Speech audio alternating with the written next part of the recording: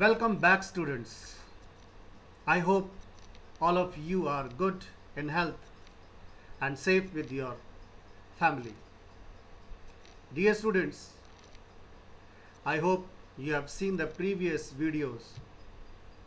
We have completed chapter 3 working with functions. Today we will start a new chapter, chapter 4, using Python libraries. What is a library? A library is a collection of modules that together cater to specific type of needs or applications. A library can have multiple modules, and in one module there are multiple functions. As we have seen the different types of functions, so we can make functions according to our need of one group and keep those functions in one file, which I have already told you that the file should be saved by the name with the extension .py. So that file contains, that is the module, and that module is having related functions in it, and such modules, different modules are kept together in one library. So when we see our PDF, we'll go to the screen and we'll see that there are certain libraries which we will discuss in our chapter. That is, say we have seen Python standard library, we have SciPy library, we have NumPy library, we have tkinter library, and we have matplotlib. So these are the libraries which we will see in this chapter. So now we shall go to the computer screen. Dear students, in this chapter using Python libraries, we will see what is a library, importing modules in a program, in a Python program, using Python standard libraries, functions and modules, creating a Python library. So we'll see first of all what is a library. You all must have read and enjoyed a lot of books, story books, novels, course books, reference books, etc. And if you recall, all these book types have one thing in common. Confused? Don't be. All these book types are further divided into chapters. Can you tell why is this done? Yeah, you are right. Putting all the pages of one book or novel together with no chapter will make the book boring and difficult to comprehend, difficult to understand. So dividing a bigger unit into smaller manageable units is a good strategy. Similarly, in a programming, if we create smaller handleable units, these are called modules. A related term is library here. A library refers to a collection of modules that together cater to specific type of needs or applications. Example, NumPy library of Python caters to scientific computing needs. In this chapter, we shall talk about using some Python libraries as well as creating own libraries and modules. So dear students, as I have already told you that in the introduction, that library is a collection of modules.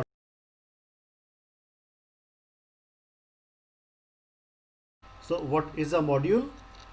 A Python module is a file with .py extension containing variables, class definitions, statements and functions related to a particular task.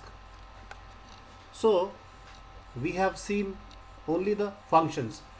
So classes, class and objects we will see that is the concept of OOPS that we will see later. But module contains not only this variable class definition statements and functions, it has doc strings also. First of all, when we create a function, so what is the function for? Documentation is done. So the documentation is we write the this comment. We write the comment either in single triple or double triple quote in the starting and end. So that is, the comments are also there. That is the documentation that what for the module or the class is made for. So that is the module.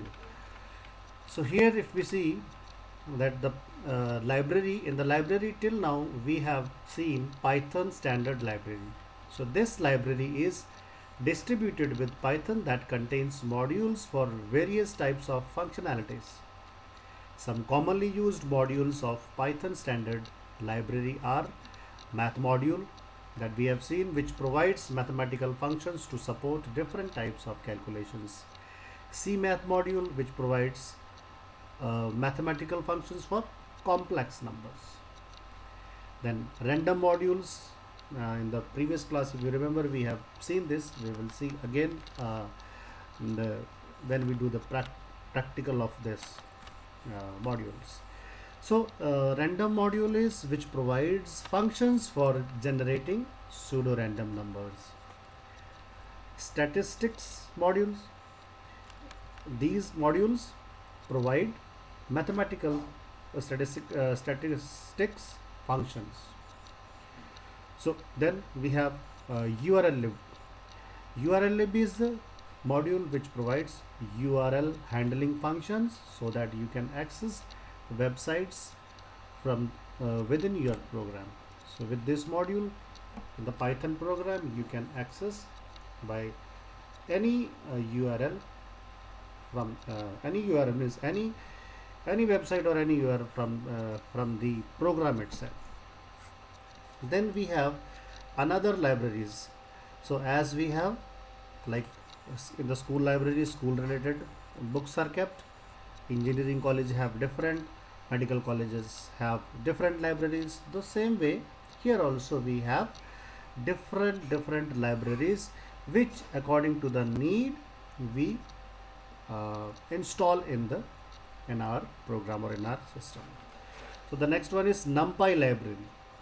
This library provides some advanced math functionalities along with tools to create and manipulate numeric arrays. So NumPy is used for mainly for data science and machine learning. SciPy library. This is another useful library that offers algorithmic and mathematical tools for scientific calculations. tkinter library, some call tkinter also or tkinter library. This library provides a traditional Python user interface toolkit and helps you to create user-friendly GUI interface for different types of applications. So for if we want to make any for designing graphical users, so that for that we need to install the tkinter library. Then we have matplotlib library. This library offers many functions and tools to produce quality output in variety of formats such as plots, charts, graphs, etc. So to see the charts and plots we use matplotlib. So this year that is not in our syllabus. Previous year it was there, we had in the book, we have in this book today, but in the syllabus for this year matplotlib is will not be there in the syllabus. So a library can have multiple modules in it. Let us know what a module means. So in a library, so you understood children what is a library? Is a collection of modules, and we have a different kind of libraries for different purpose. So each library is made for performance, to perform different tasks. Then what is the module? Act of partitioning a program into individual components, so that small parts. Suppose one program, when the one program is made, it is too long, it's of 400 lines or 500 lines. So one programmer is not only making the code, one programmer is not making the whole program. So that has been divided into small modules. So different task is given to the different user or the programmer. So that what happens when we divide in the small components, small parts, then it is what is then see. So the components is called modularity. So modularity is it reduces when the program is in the small function, there are less chances of error, or the errors can be found easily because we have a small part of program, less number of codes are there. So that is the advantage, that when we make a small program, then it is easy, it reduces the complexity to some extent, some degree, and it creates a number of well-defined documented boundaries within the program. So the what is documentation? So when we make a program, we documentation is done. So whatever the mod, suppose one programmer has made one module, so he will define it, he will give the documentation that what is this program made for, or what are the variables are used in that, what are the functions given in that. So for each function or each module, the documentation is given. So that can be in the beginning, so that wherever you want, the documentation can be done according to the need. So that is the modularity. So a module is a separate unit in itself.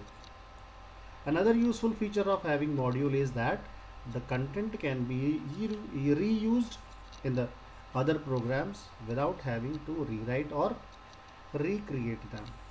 So once the module is made, that can be used anywhere with or any program, or any programmer can use this module for another program. So for example, you can see if someone has created a module, say play audio, to play different audio formats coming from different sources, that is MP3 player, FM radio player, DVD player, etc. So now while writing a different program, if someone wants to incorporate FM radio into it, he needs not rewrite the code for it, rather he can use the FM radio functionality from play audio module. So that is the play audio module. There are different players can be source, example MP3, FM radio player or DVD player. So whatever he wants to use for his program can be taken from the play audio module. Isn't that amazing? Reusage without any rework. Well, that's the beauty of the modules. Next is structure of a Python module. So a Python module can contain much more than just functions. A Python module is a normal Python file with .py extension containing one or more of the following objects related to a particular task. So we have seen earlier also that it doesn't contain only the functions, but it contains docstrings, variables and constants, classes, objects, statements, and then of course functions. So what is a docstring? I have just told you that the triple quoted comments, either you write 3 single quote in the beginning, and after multi-line put at the end 3 single If you have started with 3 single quote, then at the end also you have to put 3 single quote. You can use the double quote also. So triple quote, double quote, triple thrice, यानी कि double quote you can use 3 times. So triple quoted comments useful for documentation purposes. For documentation, the docstrings should be the first string stored inside a module or function body class. So first of all, we have to, when we start, we make our function or module. So the first thing we have to do is we have to create a docstrings. Docstring is a comment written for the purpose of defining the function or module. Variables and constants, that is the labels for data what we use in the function or the programs. Classes, these are the templates or blueprints to create objects of a certain kind. Objects are the instances of the classes. In general, objects are a representation of some real or abstract entity. That class and object also is not there in this syllabus, but you should know that these are the what all a module contain itself. So then statements, what are the instructions what we write in the functions, and the functions named group of instructions. So we can say that the module XYZ means it is a file xyz.py. So module is a file with extension .py, and inside can have these things. So Python comes loaded with some predefined modules that you can use, and you can even create your own modules. The Python modules that come preloaded with Python are called standard library modules. So the modules which are used, which we have seen that what all the modules are there which come with standard library. So you have worked with one standard library module, math, earlier in this chapter, and you shall also learn to work with another standard library module, random module. So now in the next video we will I'll show you how to use the math module, and then we will also see these are the shows the general composition structure of the Python. So in the Python modules, variables, functions, then functions, inside the functions, variables, classes, members and methods. These are the other modules. Other modules also can be put in one module. Other variables, function, classes also can be imported in one module. So this is the structure. So a module in general is an independent grouping of code and data, variables, definitions, statements and functions. Can be reused in other programs and can depend on other modules as well. So let's have a look at an example module, namely temp conversion in figure 4.2. So here is a one module is made. So we will see this in the next class. Then how, here you can see this is the docstring that this has. This comment is done for temp conversion and conversion function between Fahrenheit and centigrade. So this is the comment given for the module, and then the function, this is the function, and in this function this is the again the comments given. This is documentation that what is doing. Then two function definitions inside module temp conversion is given. So two lines, spaces, blank lines between two functions are given. Then we have constant. So this is the structure of the module. So we will use this, and then you will be more clear about this. So the elements of module shown in figure 4.2 are name of the module, module file name, then what it contains. Module file name contains what? Two functions, two constants, three docstrings. So the docstrings of a module are displayed as documentation when you issue following command on Python shell prompt after importing the module with import module and name command. So this we will see practically in the next video. Okay, my dear children. Then importing modules in Python program. This is only the chapter. In this chapter, Python libraries and especially what is a module, how we import the modules, and how we create our own modules, that we will see in the next video. That's all for today. Thank you. Have a My dear students, I hope that you have understood what is a library and also what are the different types of libraries which we are going to use in this chapter. We have also discussed what is a module. My dear students, please keep on practicing so that the topic is more clear to you. Thank you and have a nice day.